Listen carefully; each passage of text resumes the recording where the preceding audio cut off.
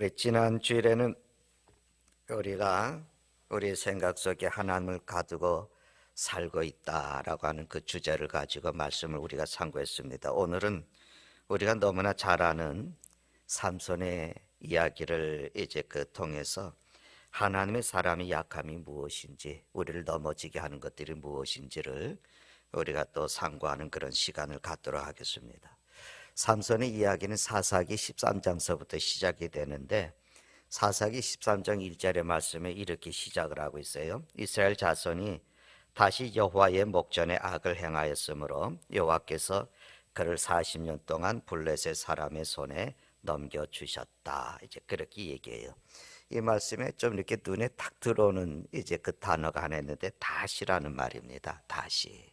그러니까는 이것이 구약에 나타나는 이스라엘 백성들의 신앙생활의 하나는 순환의 고리입니다. 그래서 우리도 마찬가지죠. 구약의 하나님의 자녀들은 반복해서 하나님의 사람다운 삶을 살지 못하고 우상을 숭배를 하고 그저 하나님이 없어도 자신들의 힘으로 살아갈 수 있는 것처럼 그렇게 삽니다. 그럼 이제 예를 들어서 이렇게, 하나님은 그들과 함께 계실 수 없잖아요. 하나님께서 그들을 보호하시지 않는 거죠. 그래서 이런 식의 얘기를 할 수 있어요. 그래, 내가 너희하고 함께 있지 않을 테니까 너희가 살고 싶은 대로 살아라.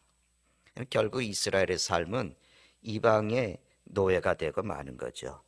그래서 사사기 여름 3장 15절의 말씀 보면 이렇게 이제 삶이 다시 회복이 돼요. 이스라엘 자손이 여호와께 부르짖음에 여호와께서 이스라엘 자손을 위하여 한 구원자를 세워, 그렇게 이제 말씀을 하고 있어요. 그러니까 이런 순환이 이스라엘 백성들에게 계속해서 이제 반복이 됩니다. 이스라엘 백성들이 우상을 숭배하고, 그래서 하나님 앞에 목전에 죄를 짓고, 그래서 결국에는 다른 민족의 지배를 받는 거죠. 그리고 그 죄의 결과로 인해서 고난을 경험한 이스라엘 백성들이 하나님 앞에 나아가서 말이죠, 회개를 하고 구해달라고 부르짖습니다. 그리고 하나님께서 하나님의 사람을 세워서 구원을 해주십니다. 내가 내 백성의 부르짖음을 들었다. 이스라엘은 이렇게 범죄함으로 인해서 하나님이 블레셋 사람들에게 40년 동안 지배받도록 내버려 두셨어요. 근데 이제 우리가 이 삼손의 이야기를 이렇게 읽어보면은 이스라엘 백성들이 하나님께 회개하면서 우리를 블레셋 손에서 구해 주십시오라고 부르짖음이 없었는데, 하나님께서 구원자를 세우시는 거예요. 오늘 사사기 13장 그 5절의 말씀에 보면은 그가 블레셋 사람의 손에서 이스라엘을 구원하기 시작하리라. 나실인 삼손이 태어나서 이제 그가 블레셋 사람의 손에서 이스라엘을 구원하기 시작하리라. 하나님이 왜 그들이 부르짖기도 전인데 하나님 우리를 도와주십시오, 우리를 블레셋에서 건져주십시오, 그렇게 하기도 전에 하나님은 구원자를 세우셔서 구원하시기를 시작을 하셨을까? 이 블레셋 사람들과 이스라엘의 관계는 지배를 받고 지배하는 관계지만 좀 특수했어요. 그 당시의 문화가. 그러니까 블레셋 민족은 40년간 이제 그 이스라엘을 지배를 하는데 찬탈을 하고 학대를 하고 하는 특별하게 강한 그런 일들이 일어나지 않았어요. 다른 방법으로 이스라엘을 넘어뜨렸어요. 그게 뭐냐면 동화 정책이에요. 그래서 이제 흡수하는 거예요. 문화 속으로 자기들을 흡수해 가는 겁니다. 이게 그들의 계획이었어요. 대표적인 것이 결혼입니다. 그래서 한 세대, 두 세대가 지나고 나면 정복하는 민족하고 정복받는 민족의 그 정체성이 구분할 수가 없게 되는 거죠. 그럼 여러분 어떻게 되겠어? 이스라엘의 아브라함의 혈통은 무너지고 이스라엘이 가지고 있는 고유 문화들이 무너지게 되고, 특별히 하나님의 백성으로서의 특별한 정체성을 잃어버리게 되는 거죠. 그러니까 시간이 지나가면서 블레셋과 하나가 되는 겁니다. 여러분, 오늘 우리가 살고 있는 이 시대에 우리 성도들과 세상의 문화를 한번 여러분 생각해 볼 수 있잖아요. 이스라엘 백성들이 막 학대를 당하고 그들이 노예가 돼서 잔혹하게 노예 생활을 했다 그러면 그들은 애굽에서 부르짖었던 것처럼 하나님께 부르짖으면서 도움을 구하고 회개하지 않았겠어요? 주여, 우리를 블레셋 손에서 구해 주십시오. 그래서 이스라엘의 여호와께 부르짖음에 하나님께서 삼손을 들어, 이런 이제 말씀이 이제 나왔겠죠. 근데 삶이 편안했어요. 뭐 압제받는 일들도 그렇게 강하게 드러나지 않았어요. 삶에 뭐 그렇게 불편한 게 없었어요. 근데 서서히 가나안, 그 블레셋의 문화, 가나안의 문화를 받아들이고 이방의 문화와 동화되어져 가고 서로 혼례가 왔다 갔다 하고, 그러면서 자신들이 정복이 되어 가고 있다고 하는 사실을 인지를 하지 못하는 겁니다. 그렇게 몇 세대가 지나가게 되면은 이스라엘이라고 하는 하나님의 백성의 정체성과 그 특수성은 다 잃어버리게 되는 거죠. 여러분, 신약 시대에 이스라엘 유대인들이 사마리아 사람들 그렇게 미워하고 싫어했다 그랬지 않았습니까? 이 사마리아 사람들도 이스라엘 사람들이거든요. 북쪽 이스라엘 지역에 살던 사람들이에요. 근데 이 사람들은 북쪽의 그 아수르가 이 북쪽 이스라엘을 그 점령을 하고 나서 동화 정책을 썼거든요. 이스라엘 사람들을 자기 나라 끌어가게다가 이방 민족을 그 안에 들어오게 해서 혼혈이 되더라고요. 그 사마리아 사람들이 문화적으로도 신앙적으로도 혈통적으로도 혼혈이 됐어요. 그래서 유대인들이 그렇게 싫어하고 미워했던 겁니다. 아주 다른 민족, 이민족보다도 더 이제 싫어했던 그런 모습을 이제 보는 거죠. 그러니까 이스라엘 백성들은 서서히 정체성을 잃어가는 거예요. 네, 그들이 자신이 누구인지 잃어버리기 전에 하나님께서 그들을 구원하시기 위해서 나실인 삼손을 통해서 일을 해 가시는 겁니다. 하나님이 삼손에게 굉장한 힘과 능력을 주셨죠. 우리는 삼손 그러면 뭐 그 힘의 대명사로 이제 알고 있지 않습니까? 근데 오늘 우리는 그 삼손의 힘에 대해서 우리가 생각하려고 하는 것이 아니라 하나님의 선한 목적을 위해서 나신으로 태어난 삼손이 무너지게 되는 그 허물들, 그의 약점들을 살펴보면서 우리는 오늘 하나님께서 우리에게 주시는 교훈을 얻고자 합니다. 그가 가지고 있는 허물, 약점이 오늘 우리가 가지고 있는 거하고 너무 똑같기 때문에 그래요. 그를 넘어지게 한 올무는 오늘 우리 앞에도 있는 것입니다. 여러분, 사사기 14장 1절의 말씀을 보면은 이렇게 시작을 하거든요. 사사기 14장 1절에 삼손이 딥나에 내려가서 거기서 블레셋 사람의 딸들 중에서 한 여자를 보고, 딥나라고 하는 동네에 가서 블레셋 한 여인을 만나게 됩니다. 그 블레셋 여인을 보고, 여러분, 이방 여인과 결혼에 대한 하나님의 뜻 명령을 어기고, 또 우리가 삼손의 이야기를 보면 부모의 경고도 무시하고 자기 생각대로 자기 뜻대로 하려고 그러는 거예요. 그래서 결혼을 준비를 해요. 그러는 중에 왕래를 하게 되거든요. 그래, 포도원도 지나게 되고 그 포도원에서 사자를 만나게 되는데 그 사자를 말이죠, 막 염소 새끼를 찢듯이 찢어 죽여요.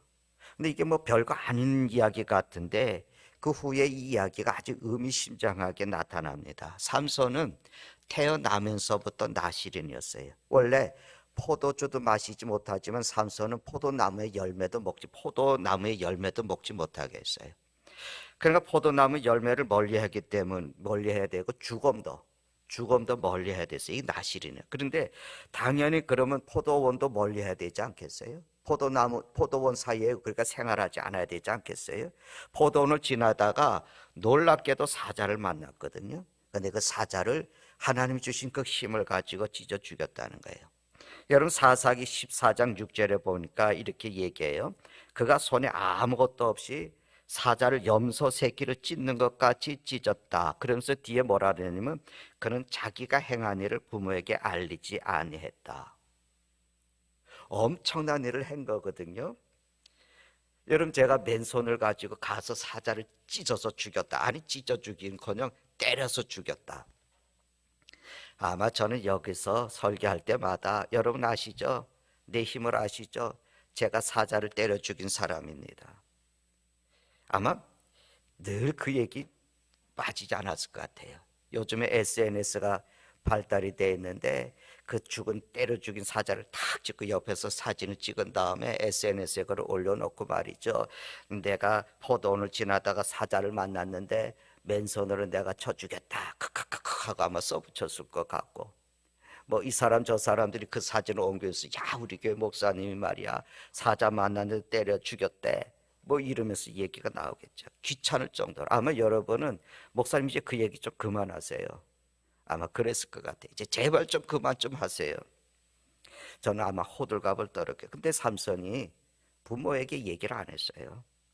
뭐 대수롭지 않은 일이라고, 그 힘에, 자기 힘에 비하면 뭐 대수롭지 않은 일이라고 여길 수도 있었겠죠. 근데 그 후에 또 포도원을 지나가다가 자기가 죽인 그 사자의 그 사체에 벌떼들이 있으면서 벌꿀들이 있는 것을 봤거든요.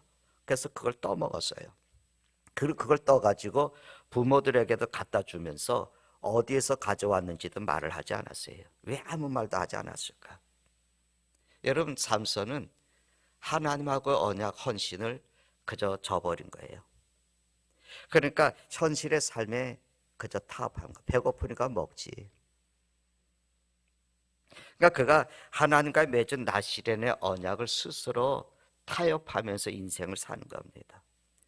죽음을 만져도 안 되고, 그는 포도원에 들어가서 열매를 먹을 수도 없고 포도원도 멀리 해야 됐지만, 그는 그가 맺은 언약을 위반한 그런 행동들이었거든요. 그런데 성도 여러분, 이렇게 강한 하나님의 능력과 힘을 가지고 있는 사람인데 아무도 없을 때 어떻게 그 삶이 변하는지 보이십니까? 겉으로는 강하고 담대한 채 했는데 아무도 보고 있지 않을 때는 작은 부분에서부터 타협을 하면서 살아가는 거예요. 삼손은 자기의 행위를 은폐한 거예요. 그래서 비밀스러운 삶을 살기를 시작합니다. 그는 나시린답지 않은 자기의 행위를 다른 사람들에게 말하지 않습니다. 오늘 목사가 은밀하게 자기의 삶을 이루면서 사람들에게 자기의 얘기를 하지 않는 것 같은 거죠. 드디어 블레셋 여인과 결혼을 합니다. 그 14장 그 10절에 보면은 삼손이 거기서 잔치를 베풀었는데 청년들은 이렇게 하는 풍속이 있음이더라. 이 말이 참 재밌어요. 청년들은 이렇게 행하는 풍속이 있다. 이게 뭐겠어요? 청년들 모아갖고 혼인잔치 하면서 술 마시고 하는 그런 잔치예요. 그러니까 일종의 뭐겠어요? 청년들은 이렇게 하는 행하는 풍속이 있다는 것은 총각 파티인 거죠.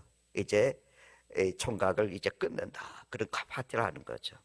이건 또 뭐겠습니까? 나시른으로서의 언약을 어기는 거죠. 자기 백성들을 블레셋으로부터 구원하는 대신에 그는 블레셋 청년들과 더불어서 어울리고 있습니다. 잔치는 7일 동안 이루어지거든요. 첫날 삼손이 흥에 젖은 거예요. 그래서 30명이 되는 블레셋 그 친구들에게 수수께끼를 냅니다. 맞춰보라고. 너희들이 수수께끼를 맞히면은 내가 옷을 한 번씩 주겠다고. 그러니까 사흘이 되도록 수수께끼를 친구들이 풀지를 못했어요. 그래서 그 신부에게 가서 수수께끼 정답을 알려달라고 그녀와 그 삼손의 아내와 그리고 그 가족들을 위협을 합니다. 그래서 14장 15절의 말씀해 보니까 일곱째 날 이제 다 결혼식 끝나는 거예요. 그날에 삼손이 그들이 삼손의 아내에게 이르되 너는 내 남편을 깨요. 너는 내 남편을 깨요. 그 수수께끼를 우리에게 알려달라 하라. 그렇지 않으면 너와 내 아버지의 집을 불사르리라. 그런데 여러분 여기 뭐라 그러냐면 너는 내 남편을 깨어라. 흥미롭지 않습니까? 이 말은 유혹하라는 거거든요. 그냥 문자 그대로 그 밀어낸 사람을 좀 유혹해라. 그러니까 삼손이 무너지게 되는 결정적인 말입니다. 이제 20년 후에 들릴라라고 하는 여인을 만나게 되는데 그때 무너지게 될 때 삼손이 똑같은 것에 무너지게 됩니다. 삼손의 아내는 삼손을 유혹해서 수수께끼 정답을 다 알아냈어요. 그래서 19절에 보면 친구들이 기분 좋게 삼손에게 가서 그 수수께끼 답을 다 얘기를 합니다. 그런데 그 19절의 말씀에 보면요, 약속을 했으니까 옷 30벌을 마련을 해갖고 친구들에게 줘야 되잖아요. 19절 말씀을 한번 보십시오. 그 뒤에 보니 삼손이 아스글론에 내려가서 그곳 사람 30명을 쳐 죽이고 노략하여 수수께끼 푼 자들에게 옷을 주고 심히 노하여 그의 아버지의 집으로 올라갔고, 그는 화가 나서 그 아내가 수수께끼 일을 답을 얘기해 준 걸, 그 답을 맞춘 것을 보고 화가 나서 그 분풀이를 하려고 30명의 블레셋 사람을 죽여봤어요. 그래서 그들의 옷을 벗겨서 친구들에게 줬습니다. 얼마나 교만하게, 이 보이십니까? 사람들이 그에게 굴욕감을 준 것을 참지 못한 거죠. 삼손은 금방 결혼한 자기 아내까지 버리고 그래 아버지 집으로 갔습니다. 그랬더니 그 장인이 수치를 당한 거예요. 삼손이 자기 아들을 버린 것으로 알고 잔치에 참석했던 청년 중에 한 사람에게 자기의 딸을 아내로 줬습니다. 그래서 삼손의 아내가 뭐 결혼이 완벽하게 끝났는지는 모르겠지만 삼손의 친구와 결혼을 했어요. 나중에 그것을 알고 삼손이 어떻게 해서 굉장히 기분이 나빴죠. 그래서 15장에 가서 보면은 삼손이 그 장인에게 가서 내 아내 돌려달라고 하지만 이미 다른 남자에게 아내를 줬기 때문에 돌려줄 수가 없어요. 그래서 또 맹세를 합니다. 복수를 맹세하는 거예요. 그러니까 세상에서 이렇게 힘이 가장 센 사람이 아주 분노해서 복수심을 가지고 복수하기를 맹세하는 거예요. 하나님은 이스라엘을 구원하기 위해서 삼손을 세우셨잖아요. 세상은 그에게 뭘 기대하겠습니까? 이스라엘을 구원하는 영웅을 기대하는 거거든요. 여러분, 그가 언제 그 소명을 이루어가겠습니까? 언제 그가 사심없이 용감하게 이스라엘 백성들에게 자유를 줄 수 있겠습니까? 언제 이스라엘 백성들을 불러서 우리가 자유를 위해서 싸우자고 외칠 수 있었겠어요? 언제 그가 하나님의 원하신 모습을 볼 수 있을까요? 아마 이스라엘 백성들은 언제 삼손이 그런 일을 할까라고 기대하지 않았겠어요? 그런데 그런 일은 일어나지 않았어요.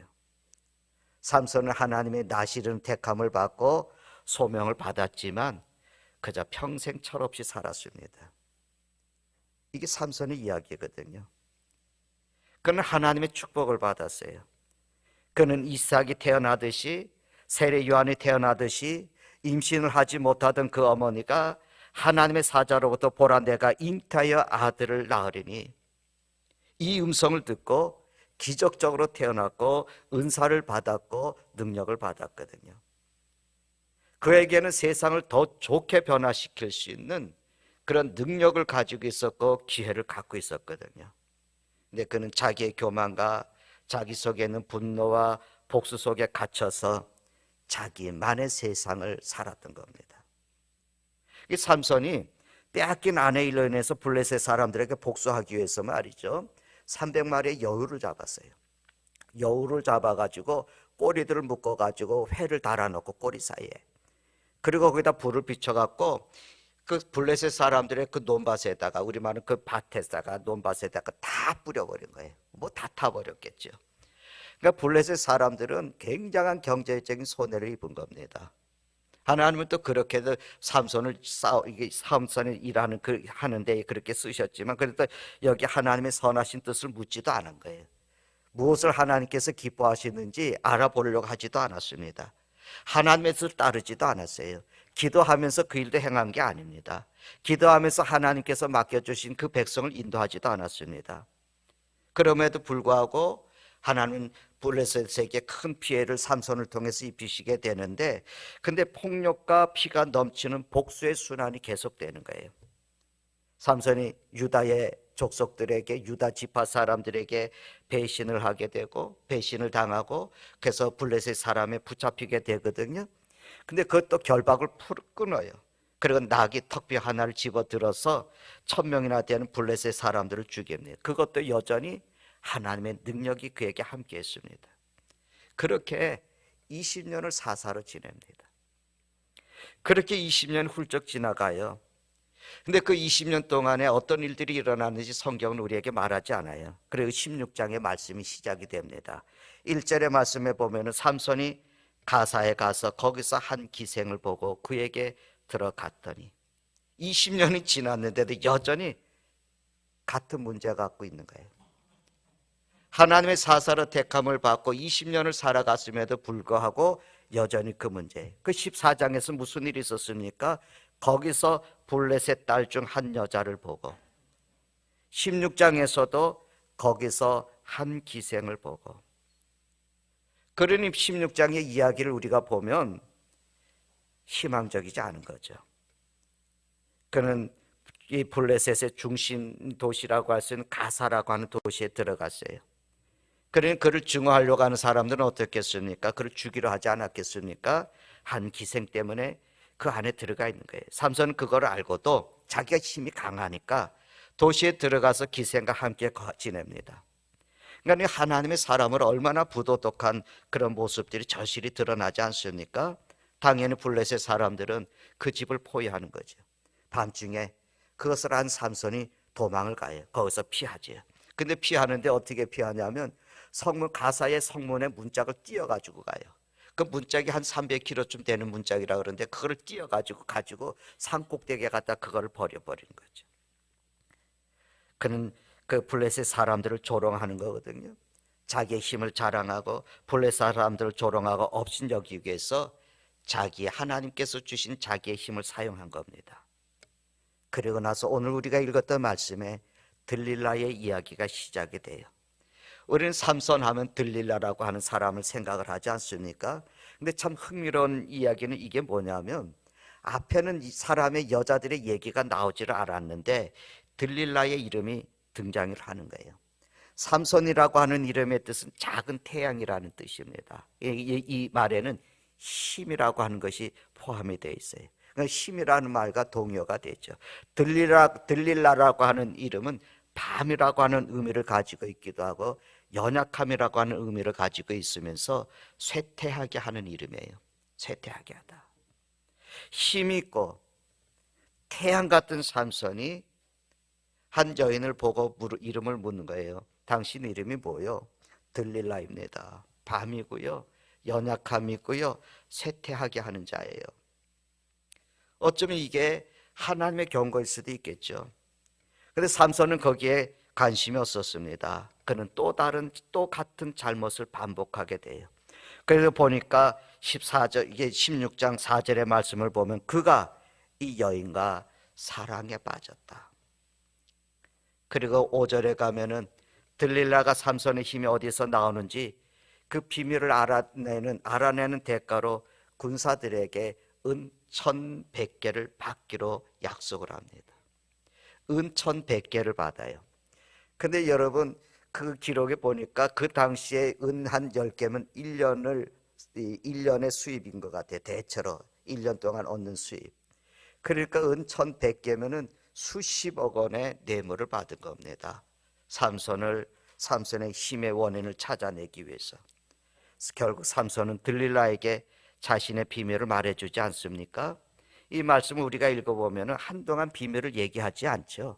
자꾸만 물어봅니다. 당신 힘의 원인이 어디 있냐고 자꾸만 물어보니까 물어볼 때마다 조금씩 비밀의 문이 열리기 시작을 하는 거예요. 15절에 가서 보면은 나중에는 들릴라가 삼손에게 그러죠. 아니 당신의 마음이 내게 있지 아니하면서 어찌 나를 사랑한다고 하느냐. 여러분 블레셋 여인과 결혼했을 때 여러분 사사기 14장에서 블레셋 딸이 그 아내가 수수께끼의 답을 알아내기 위해서 유혹했던 말과 똑같은 말입니다. 16장 16절에 가서 보니까 날마다 그 말로 그를 재촉하여 조름에 삼손의 마음이 번뇌하여 죽을 지경이다. 낙이 턱뼈 하나를 들고 1,000명의 블레셋 사람을 죽일 정도로 강한 사람이었어요. 그런데 날마다 잔소리하는 여자의 잔소리를 이길 수 없는 거죠. 그러지 않아요? 이길 사람이 없는 거예요. 삼손의 인생의 문제가 뭐겠습니까? 여러분 저는 이 문제만 해결됐다면은, 이 문제만 그가 잘 극복을 했다면은 그의 인생이, 그의 삶이 달라졌을 거라고 믿습니다. 그가 하나님의 딸과 결혼하라고 하는 부모의 말씀에 순종했더라면 어떻게 됐을까? 그가 경건한 아내를 만났더라면 그의 삶에 얼마나 큰 변화가 일어났을까? 그녀는, 그 아내는 그의 영적인 격려자가 됐을 것이고, 삼손이 받은 그 소명을 깨닫고 하나님께서 세우신 자임을 알도록 그는 돕는 자가 되었을 것이고, 그녀는 삼손을 바른 길로 인도하지 않았겠습니까? 근데 삼손은 그런 일엔 관심이 없었어요. 그저 자기가 살고 싶은 대로 사는 겁니다. 그래서 블레셋 여인들을 만났고 그들의 외모를 보았고 어울려 살았고, 그 여인들은 삼손을 바른 길에서, 의의 길에서 벗어나게 했습니다. 그리고 삼손이 비밀을 드디어 말을 하지 않습니까? 머리카락을 자르면 나는 낯을 잃는데 머리카락을 자르면 나는 힘이 없어져. 그리고 삼손이 잠들 때 들리라는 그 머리카락을 자르죠. 그 16장 19절의 말씀 아니겠어요? 근데 그 뒤에 맨 뒤에 보십시오. 그의 힘이 없어졌더라. 그의 힘이 없어졌더라. 여러분, 이 말씀 속에서 그 힘은 누구의 것이었습니까? 하나님의 것이었어요. 그 힘은 하나님께서 주신 거거든요. 그가 가진 힘은 사명을 위해서 하나님께서 맡기신 거예요. 그것은 하나님께서 삼손에게 준 선물이었습니다. 근데 삼손은 자기가 당연히 가지고 있는 힘이라고 여겼던 그 힘이 떠났어요. 그렇게 의지하고 그렇게 자랑했던 힘이 없어졌습니다. 그리고 20절의 말씀에 가니까 그의 삶이 비극이 더 나타나잖아요. 내가 전과 같이 나가서 몸을 떨치라 하였으나 여호와께서 이미 자기를 떠나신 줄을 깨닫지 못하였더라. 여러분, 삼손은 자기만을 의지하고 있었거든요. 자기에게 있는 힘을 그 원천이 하나님이라고 하는 것을 그는 여기지 않았어요. 하나님께서 자신을 떠났다고 하는 것조차도 몰랐어요. 자기에게 어떤 일들이 일어나고 있는지를 몰랐습니다. 삼손이 이렇게 비극적인 인생을 맞게 된 원인이 뭐겠습니까? 우리는 그저 삼손의 육신적인 힘을 더 많이 관심을 갖지 않습니까? 여러분, 삼손이 가지고 있는 힘, 나귀 턱뼈를 가지고 1000명을 죽였다는 거, 여우 300마리를 잡아가지고 횃불을 붙여갖고 밭을 다 태워버렸다는 거, 나중에 마지막 인생의 기둥을 무너뜨렸다는 거, 이런 거에 우리가 관심을 갖지 않습니까? 근데 우리는 삼손이 넘어짐에 관심을 가져야 됩니다. 오늘 우리 성도들이 무엇 때문에 넘어질까요? 우리를 넘어지게 하는 거, 우리의 약한 점이 뭐겠습니까? 첫째는 이겁니다. 우리를 넘어지게 하는 것은 타협하는 삶입니다. 우리가 세상과 타협하게 될 때 우리는 넘어지게 돼요. 삼손은 태어날 때부터 하나님께 나신인으로 헌신이 되었어요. 그런데 자신이 성장하면서 이제 자기 스스로 택할 수가 있잖아요. 어릴 때는 그 훈련을 받았지만 성장해서 이젠 자기가 선택할 수 있는 그런 나이가 됐잖아요. 그런데 삶의 세상과 타협하는 길을 택하게 됩니다. 여러분, 그렇게 사십니까? 삼손은 그렇게 세상과 타협한 거예요. 여러분, 14장에 삼손이 어디로 내려갔다 그랬어요? 딥나로 내려갔다 그랬거든. 이게 블레셋 마을이거든요. 딥나로 내려갔다는 것은 단순하게 우리가 저 아랫동네로 내려갔다고 하는 의미도 있지만 딥나는 남쪽 지역에 있는 거니까, 그러나 삼손의 영적인 타락을 거기에 암시하는 거거든요. 그는 세상과 타협하는 거예요. 이 타협의 삶은 자꾸만 그렇게 살아가도록 합니다. 그는 뭐가 되겠어요? 미끄럼을 타는 거죠. 조금씩 서서히 그는 인생이 세상으로 미끄러져 가는 거예요. 처음에 타협하는 것이 뭐로 시작을 하는지 아십니까? 명분을 찾아요. 삼손은 딥나로 내려가면서 아마 블레셋 마을 좀 구경하러 가는 거예요. 그랬을지도 모르겠죠. 그는 사자의 죽음에서 꿀을 뜨면서 배가 고픈데 뭐 좀 먹어도 되겠지, 이런 거 뭐 별거 아니겠지, 이렇게 말했을지도 모르죠. 근데 보세요, 그게 핵심이거든요. 타협한다고 하는 것은 그렇게 심각한 일처럼 보이질 않습니다. 우리가 하나님을 믿고 하나님을 의지하고 하나님의 사람으로 살아가겠다고 결심을 하면서도 우리는 세상 속에 살면서 서서히 타협을 하거든요. 우리의 삶에 하나님을 경외하는 것 대신 꿀 한 숟가락을 택하게 되는 겁니다. 삼손은 나락으로 떨어지는 거죠. 한 번에 여러분 나락으로 떨어지는 사람이 있겠습니까? 한 단계 지나다 보니까 어느덧 눈을 떴을 때 나는 저 밑바닥에 와 있는 것을 봅니다. 타협하는 것은 우리의 결혼 생활도, 우리의 가정도, 재정도, 믿음을 다 우리가 거기에서 파괴하게 되는 거죠. 서서히 그렇게 됩니다. 또 우리가 삼손을 통해서 보는 것은, 우리를 넘어지게 하는 것은 뭐냐면 욕망이에요. 욕망. 우리는 삼손의 몰락의 원인이 거기에 있습니다. 평생 삼손은 여기에서 자유롭지 못했어요. 욕망에서. 아마 우리처럼 말하면 이거 가지고 평생을 씨름을 하는 거죠. 안 되는데 벗어나, 그만둬야 되는데. 여러분 베드로후서 2장 14절의 말씀에 보면 음심이 가득한 눈을 가지고 범죄하기를 그치지 아니하고 굳세지 못한 영혼들을 유혹하여 탐욕에 연단된 마음을 가진 자이니 저주의 자식이다. 그렇게 말하게 해요. 음심이 가득한다고 하는 것은 간음의 눈으로 가득했다는 그런 말이에요. 그러니까 여러분 죄를 안 짓는 순간이 없는 거예요. 늘 그게 가득하니까. 그러니까 이 삼손은 매혹적인 여인을 볼 때마다 그냥 그 여인을 자기의 마음의 눈으로 가늠하는 거예요. 삼손이 그랬다는 거예요. 아까 베드로 이제 그 말씀 그 우리에게 주신 말씀이 거예요. 그러니까는 여자를 보고 욕망의 대상으로 삼는 거죠. 존귀하게 여기고 소중하게 여기고 그런 마음이 있는 게 아니에요. 그러니까 그 삼손의 강한 그 힘들은 오히려 삼손을 공경으로 빠뜨리는 거죠. 자기의 자만들, 자신 모든 문제를 해결할 만큼 강하다고 여기는 거거든요. 근데 여러분 아십니까? 진짜 강한 사람 누굴까? 자기를 통제하고 다스릴 수 있는 사람이에요. 진짜 강한 사람은 주님, 나는 이 문제 가지고 지금까지 씨름하고 있습니다. 주님, 이 문제 가지고 나는 싸우고 있습니다. 그래서 늘 그거 가지고 조심해야 되고 주의해야 되고 주의 도움을 구해야 돼요. 우리가 세상의 돈에 대한 욕심으로 내가 매여 있다면 늘 그것도 기도해야 돼요. 하나님이 주시는 거 감사하고 써야 되지만 그것이 내 인생, 내 하나님께서 내게 주신 인생의 사명을 망각하게 할 수도 있어요. 오늘 세 번째로 우리를 넘어지게 하는 것이 뭐냐면 여러분 교만입니다. 교만. 여러분 우리의 삼손의 이야기를 보면은 그의 강점이 오히려 약점이 되지 않습니까? 그의 강한 힘 때문에 자기의 약함을 보질 못했어요. 하나님의 능력 안에 하나님 안에서 능력을 찾아야 될 그 필요를 보지를 못한 거죠. 그러니까 교만이 그렇게 만든 거예요. 나는 다 할 수 있어. 이런 거 문제 없어. 이런 거 내가 견뎌낼 수 있어. 나는 이런 거 다 해결할 수 있어. 그러니까 삼손의 삶이 언제나 그랬습니다. 그런데 아까 사사기 16장 20절 뭐라 했습니까? 여호와께서 이미 자기를 떠나신 줄을 깨닫지 못하더라.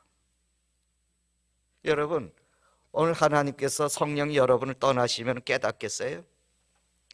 오늘 성령이 여러분을 떠나신다면 여러분 깨달을 수 있겠습니까? 여러분 자신의 힘과 능력으로 살아가고 있어서 성령께서 지금 나를 떠나신다 하더라도 깨닫지 못할 거예요. 우리의 믿음의 서면은 성령을 내게서 거두지 말아 주십시오. 늘 그런 기도를 하지 않았습니까? 삼손은 하나님이 자기를 떠난지도 몰랐어요.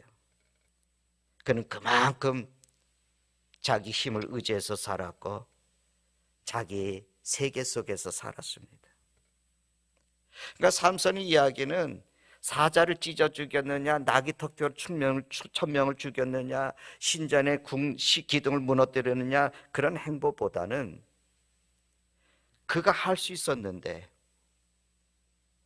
행하지 않은 일들에 대해서 우리는 생각할 수 있어야 돼요.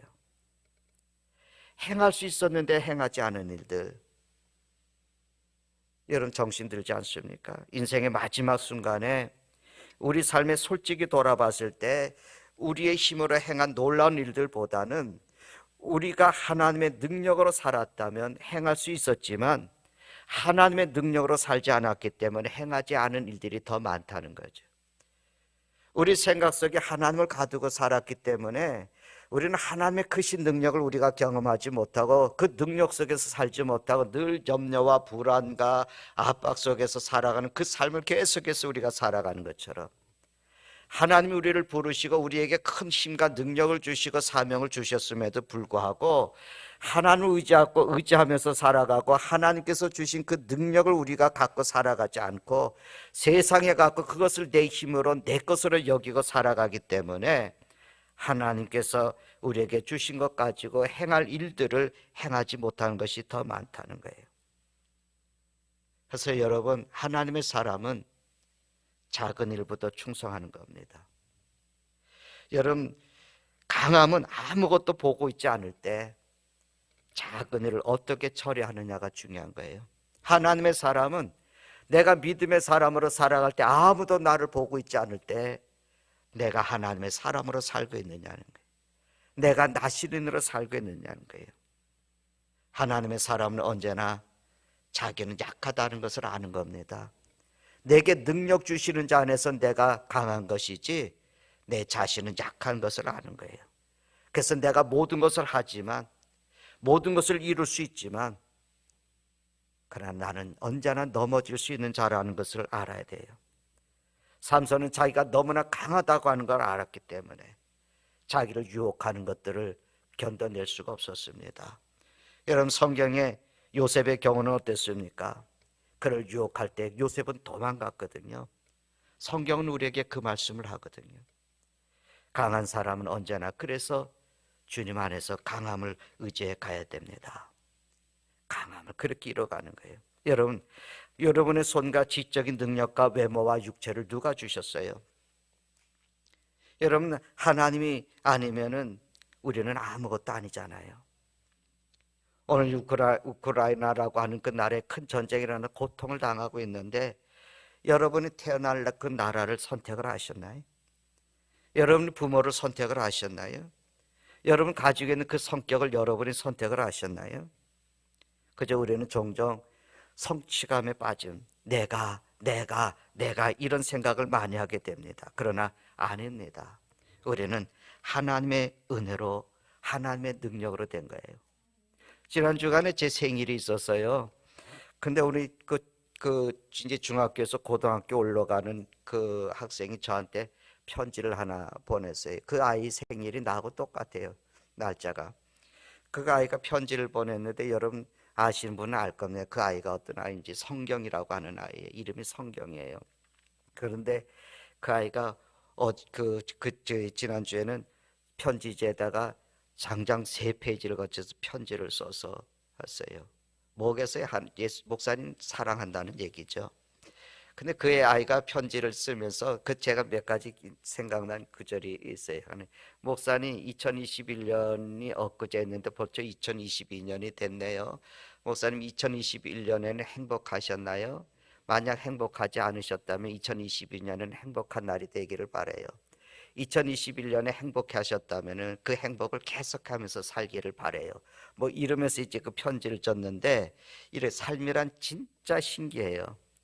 제 생각에는 삶이란 축복이 아닐까 싶어요. 하늘을 느끼고 태양을 느끼고 계절을 느끼고 감정을 느끼고. 저는 오늘 살아가면서 자랑이 아닌 많은 사람들 중에 김준 목사님을 만났네요. 목사님을 만나서 너무 기뻐요. 내 인생에 들어와 주셔서 감사해요. 날 스쳐가는 사람들 중에 목사님이라는 사람을 만난 건 제게 큰 기쁨이에요. 제 삶에 들어와 주셔서 감사해요. 편지한 그냥 감사하는 편지, 그저 감사하다고 하는 그 내용의 편지들을 그냥 이렇게 썼어요. 그러면서 그 아이가 저는 충격을 받았어요. 늘 내가 가면서 너는 뭐든지 할 수 있어. 우리가 좀 다른 건 다른 것이지 나쁜 게 아니야. 우리에게는 조금 하나님이 다 각자 다르게 주셨으니까 너는 뭐든지 할 수 있어. 우리 다 같이 한번 해보자. 근데 이런 얘기들을 이제 그 아이를 만나면서 이렇게 하게 되는데, 여러분 그 아이가 준 말, 인생 그 삶이란 진짜 신기해요. 제 생각엔 삶이 축복이 아닐까 싶어요. 그 아이가 그런 말을, 내 삶을 축복이에요. 오늘 느끼고 있는 것 때문에 나는 행복하다고 하는 그 표현. 날 스쳐 지나가는 사람들 중에 목사님을 만난 게 행복이고 감사라고. 오늘 예레미야서 9장 23절 24절에 이런 얘기를 하십니다.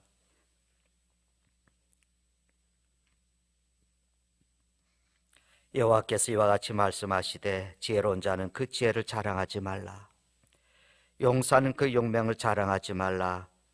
부자는 그 부함을 자랑하지 말라.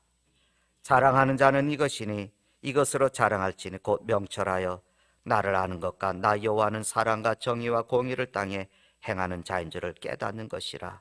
나는 이 일을 기뻐하노라. 여호와의 말이니라. 여러분, 남보다 좀 강하십니까? 교만한 일 아닙니다. 어떤 분을 제가 만났더니 그분은 당신은 자수성가했다고, 자기는 믿음의 삶을 잘 살아서 나는 이렇게 살고 있다고, 나는 믿음이 좋다고 그렇게 얘기하는 사람을 보면서 저를 훈계하고 있는 사람의 얘기도 들었습니다. 경제적으로 좀 여유가 있습니까? 남보다 조금 더 모아두셨습니까? 별로 대단한 일 아닙니다. 여러분 똑똑하셔서 다른 사람들보다 조금 더 아십니까?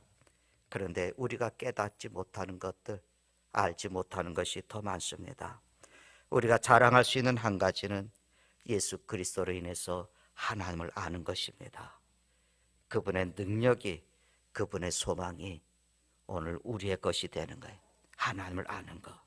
마지막 날에 우리가 받은 모든 상, 모든 힘, 내 재주는 사라집니다. 우리의 정체성과 능력, 그것에서 찾으려 것은 우리는 그것 다 어리석음에 지나지 않습니다.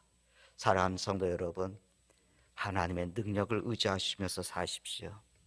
올해 여러분의 연약함을 기뻐하십시오. 그래야 하나님의 능력을 여러분이 의지하실 줄 믿습니다. 그 하나님의 능력이 여러분과 함께 하실 때 주께서 내가 너를 위해서 싸우겠다, 내가 너를 위해서 일을 하겠다, 그 음성을 들을 때 우리 앞에 주의 놀라우신 능력이 우리를 세우실 줄로 믿습니다. 오늘 한날 우리의 인생의 남은 삶이 그렇게 주의 능력의 힘을 얻는 삶이 되기를 바랍니다. 기도하십시다. 하나님 아버지, 주신 말씀 마음에 새깁니다. 세상 다 자기가 강하다고, 자기만이 그 일을 할 수 있다고, 거짓과 위선과 아버지 하나님, 사람들을 혼돈하는, 이 혼돈시키는 이 세상 속에 우리가 살고 있습니다. 우리가 하나님의 사람으로 특별히 구별되어서 하나님께서 우리와 함께 하시고 내가 너와 동행하겠다고 약속하신 말씀을 주셨음에도 전능하신 저와여 그저 우리는 세상과 하나님 타협하면서 우리가 믿음의 길을 걸어가고 있음을 고백을 합니다. 전능하신 하나님, 하나님의 사람답게 살게 해주시옵소서. 혼탁할 이때에 우리가 서야 될 자리가 어딘지를 알게 하여 주시고, 나의 강함은 내게 있는 것이 아니라 하나님께로부터 옴을 알게 하여 주셔서 겸손히 우리에게 맡겨진 선한 사역들 감당해가는 하나님의 사람들이 되게 해 주시옵소서. 우리 주 예수님의 이름으로 기도드리나이다. 아멘.